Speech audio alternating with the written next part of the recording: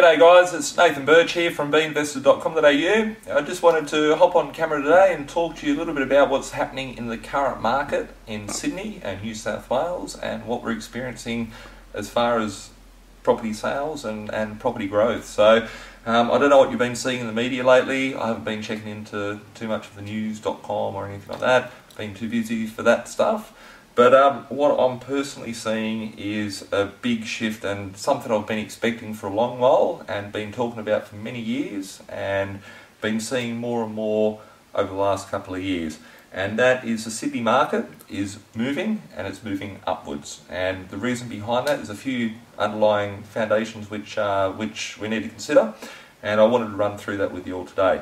So first of all, what I've been personally experiencing as a professional investor myself, and on those on behalf of my clients through property investment agents that have been helping out, is that the Sydney market over the last 6 months has heated up dramatically. And when I say the Sydney market, I mean anywhere from inner city all the way out to the Blue Mountains, all the way down to Campbelltown, all the way up the Central Coast, even areas like Newcastle.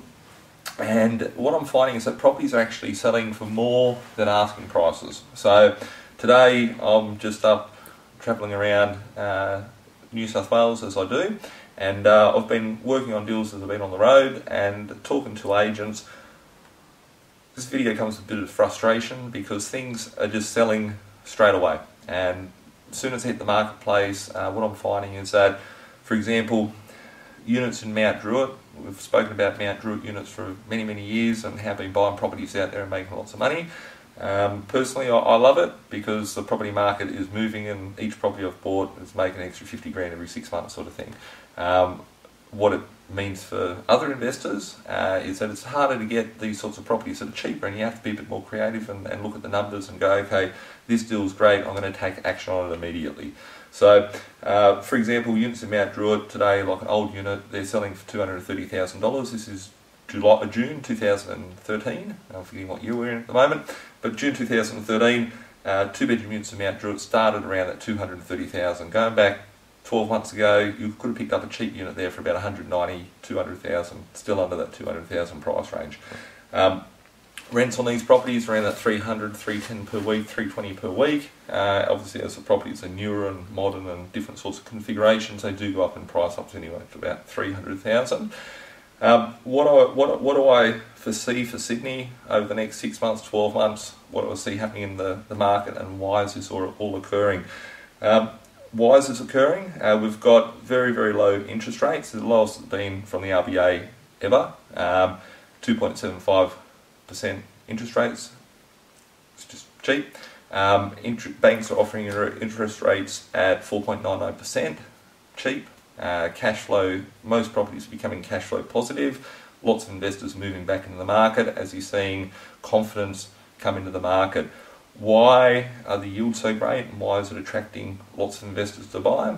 Over the last 10 years, since about 2003, that's when the Sydney property market sort of had its bubble and popped, and things sort of went stale after that.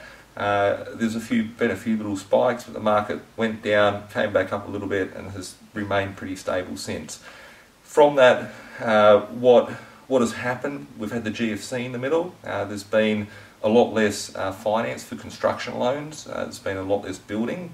Also, Sydney is sort of the doormat to Australia. There's a lot of migration happening to Sydney. So there's a lot of people coming into Sydney, but not enough houses and units and properties being built to keep up with demand, and that's creating a shortage. I remember my first job ever when I left school, 2002, 2003, that was working in Western Sydney, showing rental properties for a real estate agency, because I thought that's cool and that's what I wanted to do in life.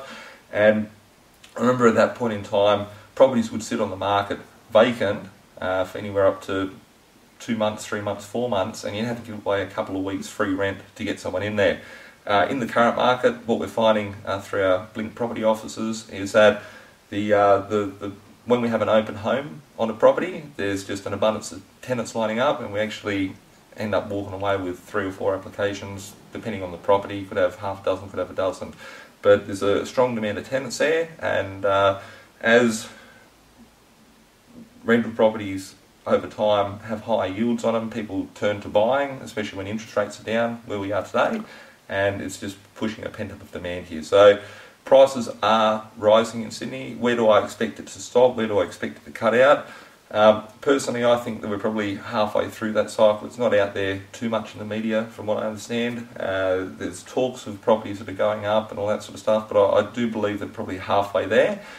I would expect in 6 to 12 to 18 months' time to see anything that's in that sub $300,000 price range, $350,000 or below, to add an extra, say, $50,000 on it. I'm not urging everyone to go out there and go and buy properties, but what I'm seeing is that properties have gone up by that over the last 6 months, 12 months, and I expect to see it go up like that again over the next 12 months, roughly. What does it mean for you? If you're an owner of a property, it means a good time to be selling a property. What does it mean for you if you're a buyer?